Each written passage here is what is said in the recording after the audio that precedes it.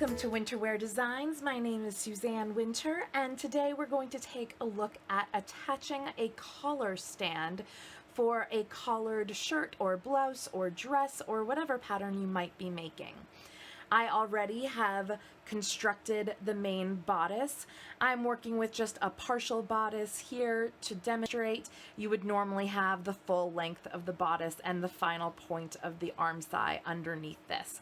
So we've got our two front plackets here, the armscye is over here, we've got our neck opening along the top, our shoulder seams have already been sewn.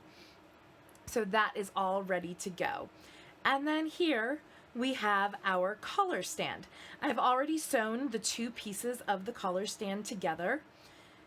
Those are sewn right side together with a 3/8 inch seam unless your pattern indicates otherwise. Sew them together. Make sure that you clip your corners of your collar stand. So you can see that I've clipped all along that corner. That is what allows the collar stand corners to turn out and make a nice rounded corner. Make sure you press them out with a pressing tool and press well with your iron. So we have our collar stand here. We have one side here, the other side. You can see I've gone ahead and pressed 1/4 inch along the bottom raw edge to the wrong side. We press that to the wrong side so that after we have attached the main side, we will be able to top stitch and catch this edge cleanly in our top stitching. So go ahead and make sure you've pressed that side. And this is our, what we call our lining of the collar stand. So the lining is what gets pressed 1/4 inch to the wrong side.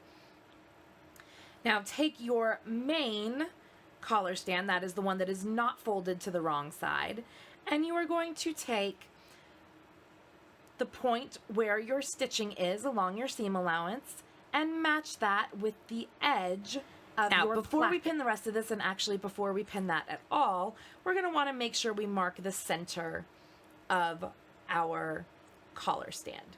So fold it in half, take a pin, and mark the center, because we're going to want to match the center of our collar stand with the center back of the bodice. So if you have not marked the center back of your bodice, go ahead and mark that at this point as well. Match those shoulder seams up together, fold it in half,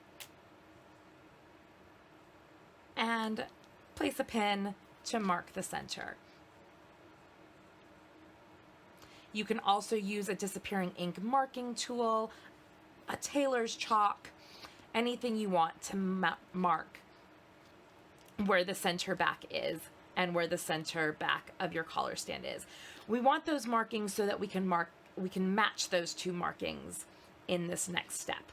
So once again, what we did before, match the stitching seam allowance line with the edge of the placket and pin in place. Now match up your center back bodice marking with the center back of your collar stand. So make sure those two markings line up and then pin together at the center back. Then we're going to go around to the opposite side of the front, and once again match your stitching line with the edge of your placket. Collar stands can feel a little bit fussy, but once you get the hang of them, they work out really well. Now what we're going to do is we're going to ease between these markings. So I find the easiest way to ease once you have those markings set is just to pull slightly apart. We're not pulling hard, we're just pulling slightly to ease these two pieces together, and you can see where they fall. And you can see that those pieces ease together beautifully. Go ahead and pin together at your shoulder seam. If you are doing a larger size, you probably want to pin in between as well. This is actually a 9-month size and it's insy wincy tiny. Same thing on your other side. Easing those pieces together and pinning in place. Once you have your collar stand pinned in place, you're going to go ahead and sew that together with a 3/8 inch seam allowance.